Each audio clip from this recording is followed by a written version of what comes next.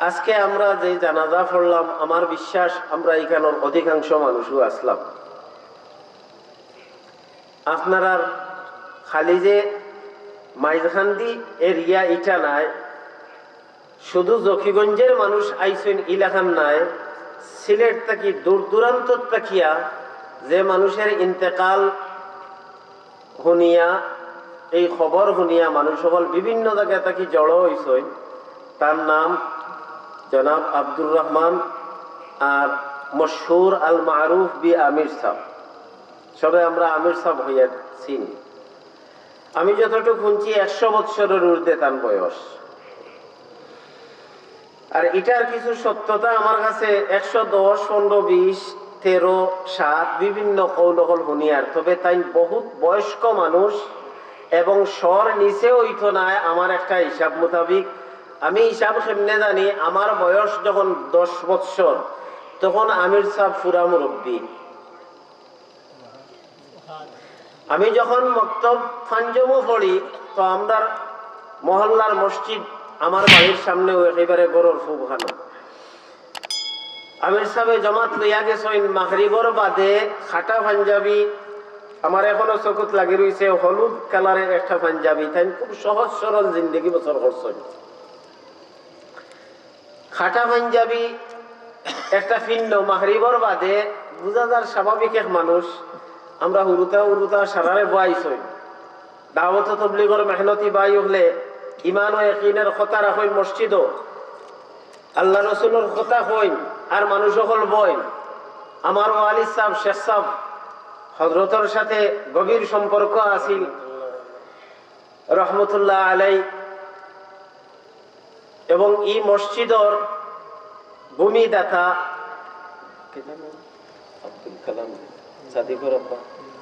আবুল কালাম বদরপুরি রহমতুল্লাহ তাআলা আলাইহির সহবত ইয়াফতা অনেক মানুষের সাথে তার নিগুড় ভালোবাসা আছিল, এবং তাই হযরত বদরপুরি রহমতুল্লাহ তাআলা আলাইহির আজল্লে খুলাফা হলোর মধ্যে থাকি একজন। আমি বুঝাইতাম চাইলাম আব্দুর রহমান আমির সাহেব মাদ্রাসাত পড়িয়া টাইটেল পাস করছেন না, তবে তাই কারি সাহেবও তার লকব আছিল। কোন জায়গা কারিয়ানা পড়ছেন এটা আমার জানা নাই।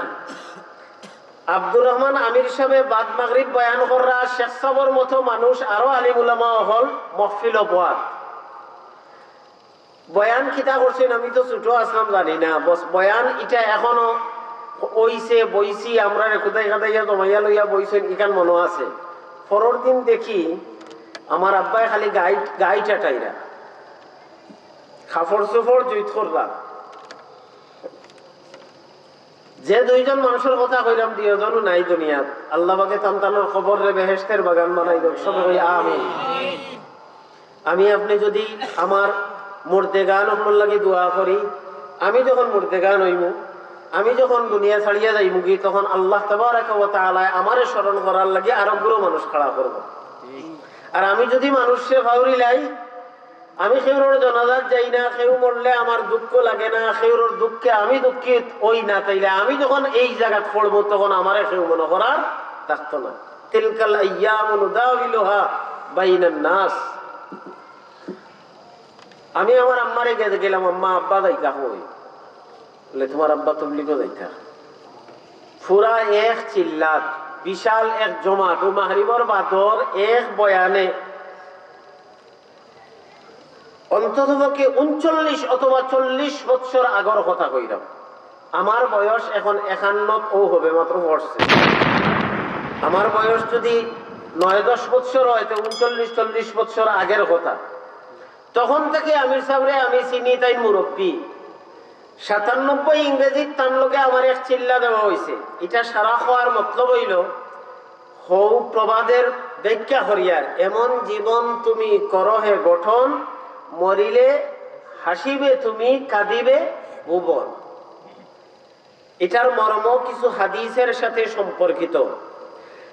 সহিহ হাদিস তারা সাবিত, আল্লাহ রাসূল সাল্লাল্লাহু আলাইহি ওয়াসাল্লাম ফরমায়, এটার মফহুম হইল যদি কোনো মানুষ নামাজি হয়, এই মানুষ যখন দুনিয়া থেকে বিদায় হয় খুসুসান তার মহল্লার মসজিদ হামেশা ফানজেগানা যে মসজিদ নামাজ আদায় করে, এই মানুষ মারা যাওয়ার পরে যে জায়গাত সজদা করছে সেই জায়গায় আল্লাহর কাছে ফরিয়াদ করে,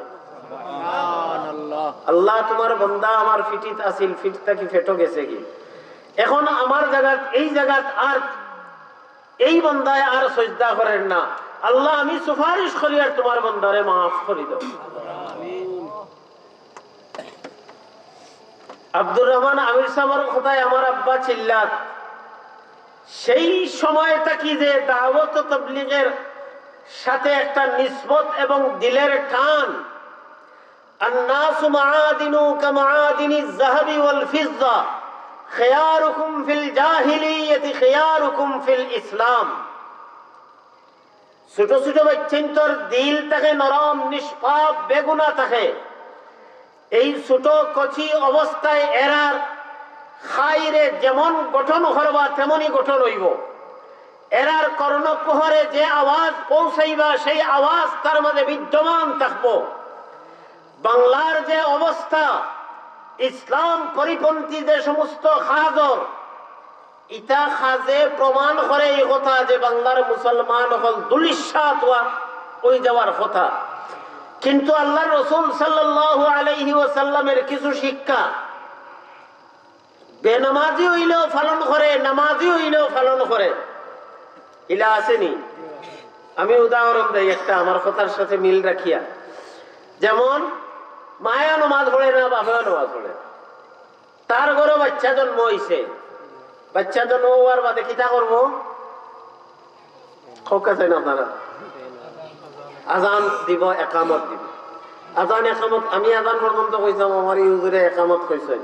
আজান একামত কইতে মনে লাগে। আমরা দেশে একটা ভুল ধারণা আছে, ছেলে হইলে আর ছেলে হইলে আজান একামত আর মেয়ে হইলে খালি একামত না আজান, যেসা একটার উপরে ইত্তেফা করিলেন। এই কথাটা গলত। ছেলেও মেয়েও উভয়ের লাগে কিতা আজান, ছেলে হোক মেয়ে হোক। এখন আজান দিয়া সকল ফাইলা কি দাওয়াত দেওয়া হইল?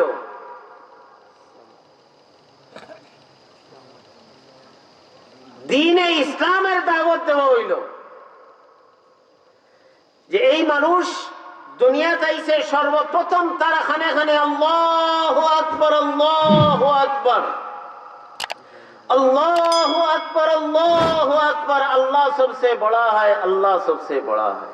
সবচেয়ে বড় কে? জান চেয়ে বড় আর কেউ জোরে হোক, যার থেকে বড় আর কেউ নাই, জান শরীক কেউ নাই।